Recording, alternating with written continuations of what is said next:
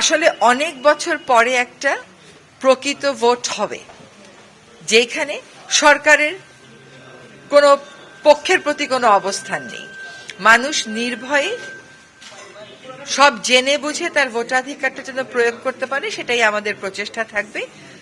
আমরা যে এই ভোটের আয়োজনটা করছি, এটা করছি মনে রাখতে হবে প্রায় 16 বছরের একটা স্বৈরাচারী শাসনের পতনের ফলে। একটা স্বৈরাচারী শাসন ব্যবস্থা যখন থাকে, তখন সকল ব্যবস্থাতেই তার লোকজন ঢুকে পড়ে, মনস্তত্ত্ব ওরকম হয়ে যায়। সেটার বিপরীতে দাঁড়িয়ে আমরা এই নির্বাচনটা আয়োজন করছি একটা গণ অভ্যুত্থানের শক্তির উপর দাঁড়িয়ে।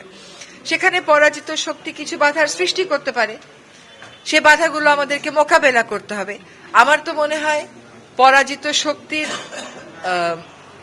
পক্ষে কোনো রকমেরই জনমত নেই। যেখানে কোনো রকমেরই জনমত না থাকে, সেইখানে চ্যালেঞ্জগুলো জনগণকে সাথে নিয়ে আমরা মোকাবেলা করতে পারবো ইনশাআল্লাহ।